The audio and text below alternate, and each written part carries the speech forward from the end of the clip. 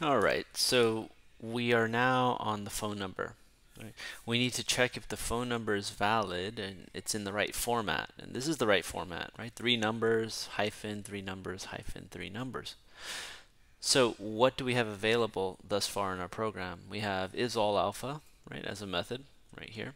We can use that if we wanted to. And we should also have by now isNumString. Right? Takes in a string, checks if it's all numbers, and returns either true or false. So we're going to need to use that one. And so how is this going to work? Let's go ahead and say if, right? And what we want to do, or what we need to do, is to check if this character in this string is a hyphen. Right? Now how do we do that? Well, we're going to use char@, right? So we're going to say phone.char@. And which index is that? That's going to be 0, 1, 2, 3. So if char@3 is equal to, and I need the ASCII table here. So where is the hyphen? I believe it's right here, 45. Okay. So if it's equal to 45 and phone.char@ 0, 1, 2, 3, 4, 5, 6, 7, 7 is equal to 45, right?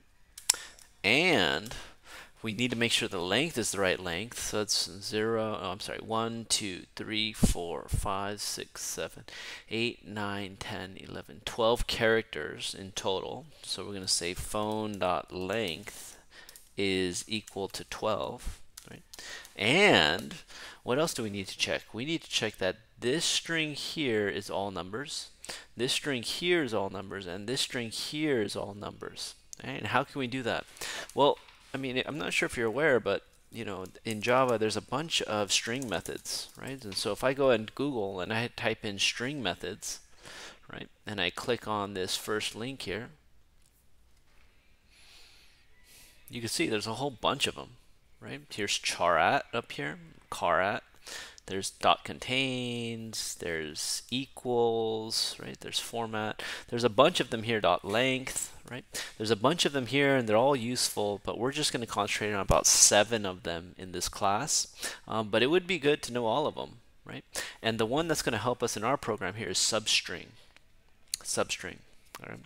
So how does substring work? Well, substring, you give it two arguments. You give it the beginning, the index of the beginning part of the string that you want, and the index of the ending part of the string. Okay, and it'll give you back that substring from the original string. So what do I mean? I mean phone.substring like this, and you're going to give it two numbers. Okay, so if I want to cut this part out of the phone number, then I would give it the 0 index, so we start at 0, and then I get 1, 2, 3, 3. So I'm going to go to substring 0, comma 3. Right? And you might be like, oh, well, isn't it 0, comma 2? Because this is the 0 index, and this is the 2 index, right? That last character. Well, substring, it goes one character more. All right. So the first index is inclusive, including 0.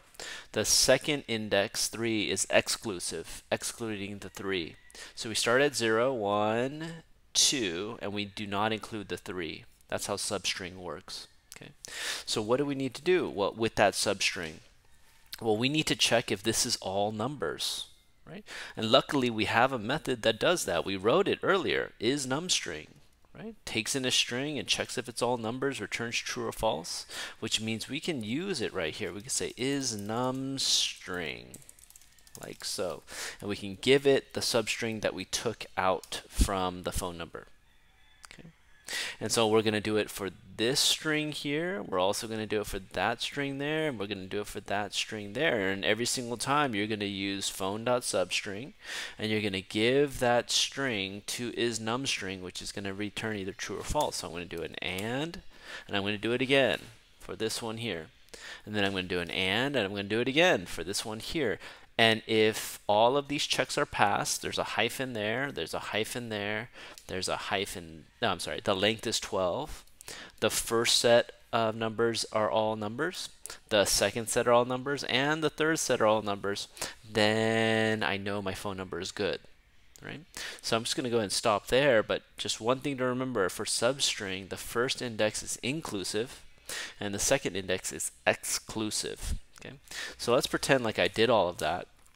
And what am I going to do? I'm going to say if this is all true, then I am going to break, right? And all of this should probably go in a while loop, so it goes over and over again. I'm going to else, and I'm going to error out, right? Error here. So that should be good enough for you to get the job done, and good luck to you.